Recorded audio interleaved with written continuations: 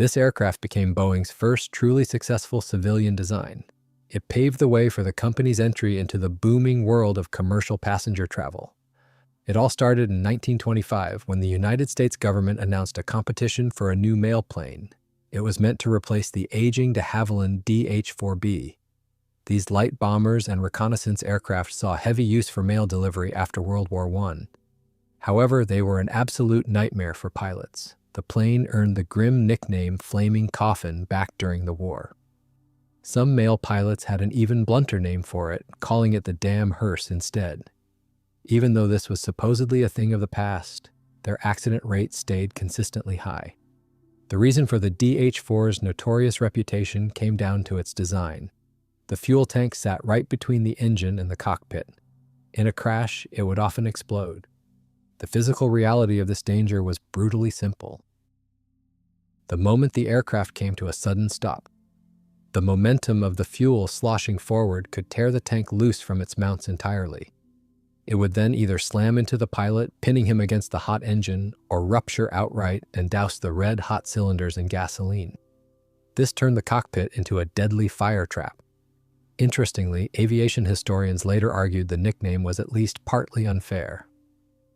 Of the roughly 36 American-built DH-4s lost to enemy fire over the Western Front, only a handful actually went down burning.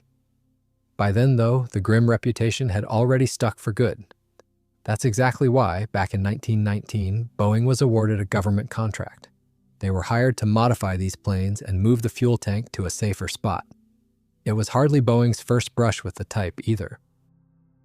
Regular United States airmail service had actually begun on May 15, 1919, using Army pilots flying Army-owned aircraft, mostly these same DH-4s, months before the post office took the operation over for itself.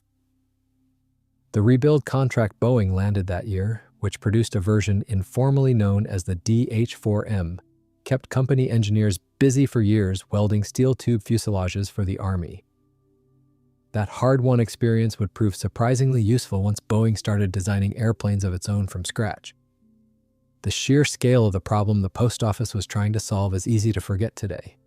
American factories had turned out several thousand DH-4s during the war, and by the time the last of them was finally retired from service in the early 1930s, the design had been stretched into more than 60 different variants.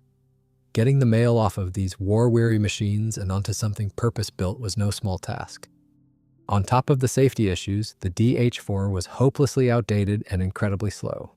It was powered by a heavy water-cooled Liberty engine that was well past its prime. Yet the government made a bizarre requirement. The new aircraft had to be designed specifically around this old engine. Officials naively believed it was more powerful than any of the radial engines available at the time. This logic made zero sense.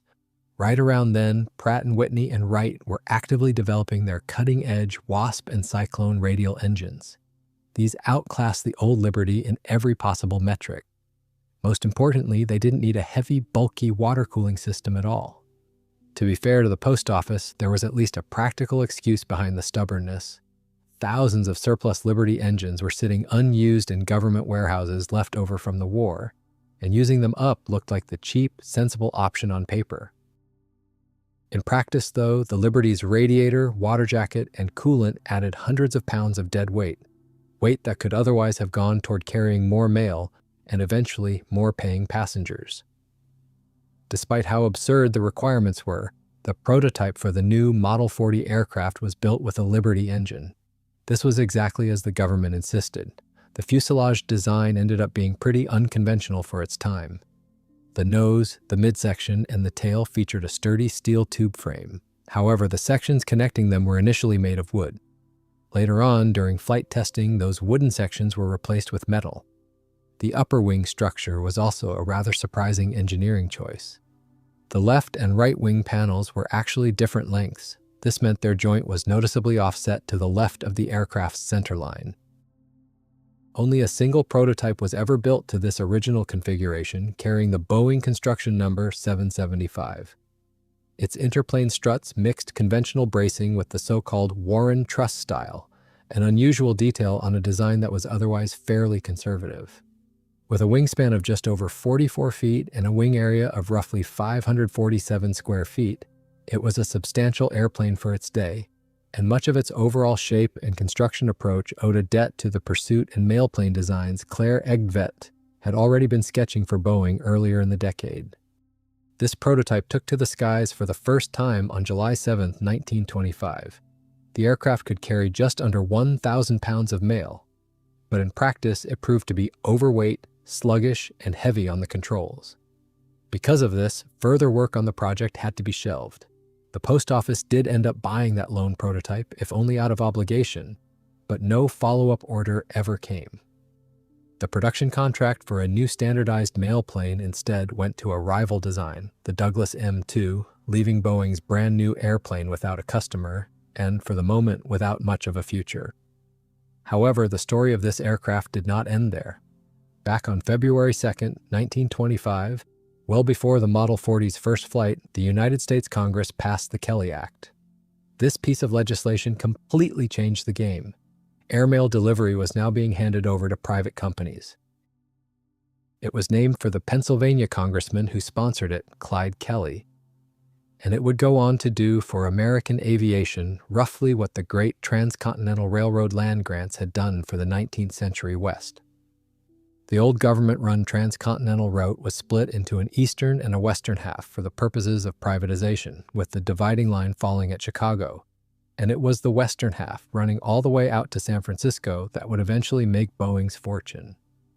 As soon as the post office started awarding contracts, one of the first in line was a test pilot named Eddie Hubbard.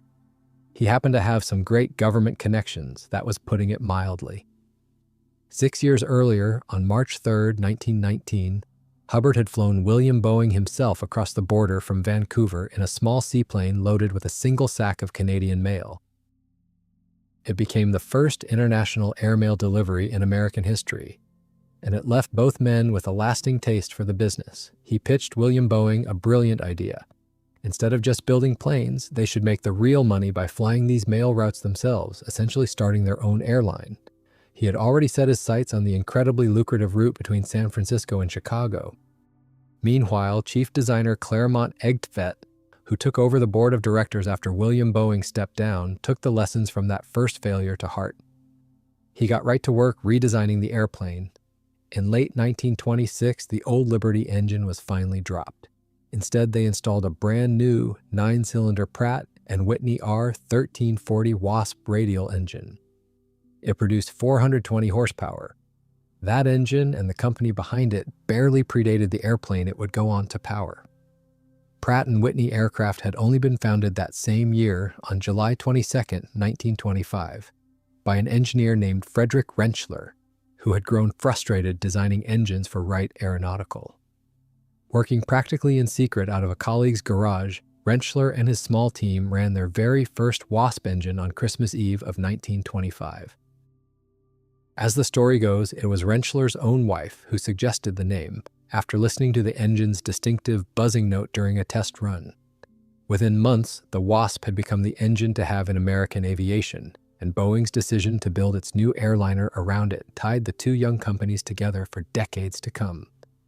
The partnership eventually went well beyond just buying engines. On February 1, 1929, William Boeing and Rentschler formally joined forces, incorporating the sprawling United Aircraft and Transport Corporation, which folded Boeing, Pratt, and Whitney, and Boeing's own growing airline network under one roof. The airframe itself saw some major changes, too. A small passenger cabin was added between the mail compartment and the open cockpit. The mail compartment could now hold a respectable 1,190 pounds of cargo. It had enough room for two people to sit side by side. Interestingly, a similar approach was seen around the world, like on the Soviet PR-5 designed by Nikolai Polikarpov. Boeing's management saw an obvious opportunity. With a much lighter and more powerful engine freeing up payload capacity, why not carry a couple of adventurous passengers along with the mail to turn an extra profit? And that's exactly how Boeing's first true passenger airliner, the Model 40A, came to be.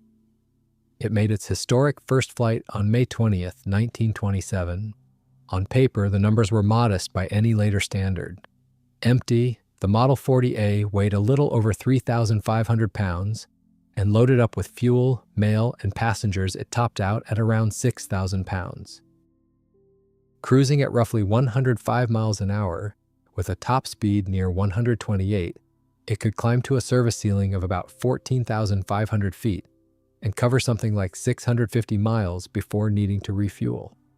None of that sounds remarkable today, but next to a war surplus DH-4 lugging around a waterlogged Liberty engine, it was a genuine leap forward. Operating costs for the Model 40A turned out to be significantly lower than its main competitors, the Douglas M2 and the Curtiss Carrier Pigeon.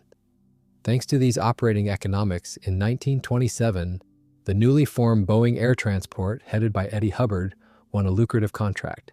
They were to fly the San Francisco to Chicago airmail route. The numbers behind that win were almost reckless.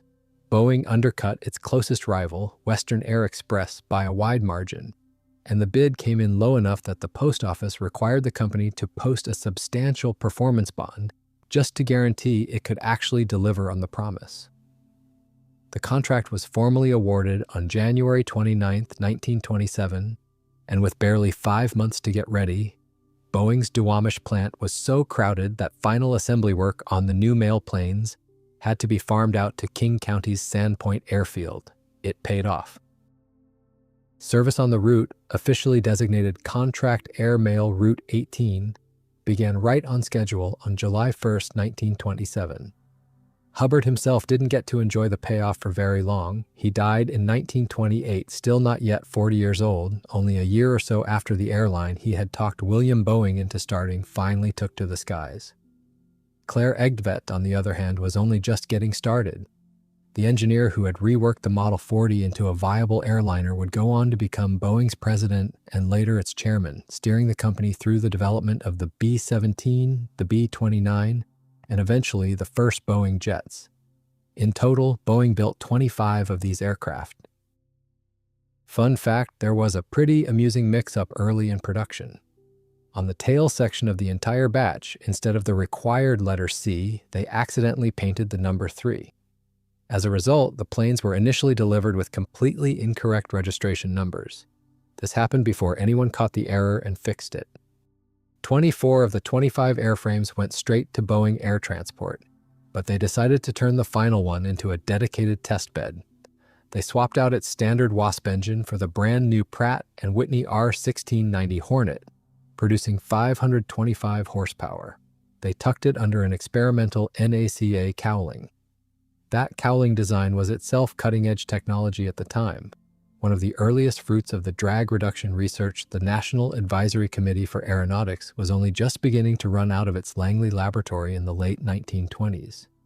Within a few years, a properly shaped NACA-style cowling would become standard equipment on nearly every American airliner and bomber built around a radial engine. To improve aerodynamics, they smoothed out the fuselage with custom side fairings. Eventually, these experimental mods were stripped off, and the plane was converted into a trainer. The passenger cabin was replaced with an instructor's cockpit featuring dual controls. It was used to train pilots for United Air Transport, the new name Boeing Air Transport adopted in 1931. This upgraded Hornet-powered version went through separate certification and was designated the Model 40B. The new power plant improved performance significantly. As a result, all the previously built airframes were soon upgraded to the 40B standard. In the end, 19 of the 24 Model 40A airliners received the conversion. This happened even though they kept their flat-sided fuselages and flew with uncowled engines. The next step in the aircraft's evolution was the Boeing Model 40C. Essentially, this was a stretched, 4-seat version of the Model 40A. They widened the center fuselage and added a second window to each side. They also installed 2 doors on the left so passengers could easily access both rows. This variant made its first flight on August 26, 1928. Boeing built a total of 10 40Cs. 9 went to Pacific Air Transport, a subsidiary of United Air Transport. That airline had started out just a couple of years earlier as an independent West Coast operation founded by Vern Gorst, before Boeing folded it into its growing network. Meanwhile, the 10th was delivered to National Parks Airways. That was a small Salt Lake City-based carrier founded the year before by Alfred Frank, which built its business around flying mail and sightseers to the gateway towns of Yellowstone and Glacier National Parks. None of those 10 original 40Cs survive today in anything resembling their original condition, but one of them did get an extraordinary second life. A 40C that crashed in southern Oregon back in 1928 sat in pieces for decades, its remains eventually stored quite literally in a horse trailer until aircraft restorer Addison Pemberton tracked them down and acquired them. After roughly 8 years and 18,000 man-hours of painstaking work, he had the airplane flying again in 2008. It now holds the title of the oldest flying Boeing airplane anywhere in the world, and in May of 2010, it famously formed up in the sky over Washington state alongside a brand new Boeing 787 Dreamliner, 82 years of company history captured in a single photograph. Boeing's engineers didn't stop there, though. They decided to drop the powerful Hornet engine from the 40B into the roomier airframe of the 40C. And that's exactly how the Boeing Model 40B-4 was born. Even though its designation makes it sound like it predates the C model, it was actually a later development. The prototype first took to the skies on October 5, 1928. Besides the new engine, the Model 40B-4 featured an updated and more aerodynamic rudder. This made the aircraft much easier to handle.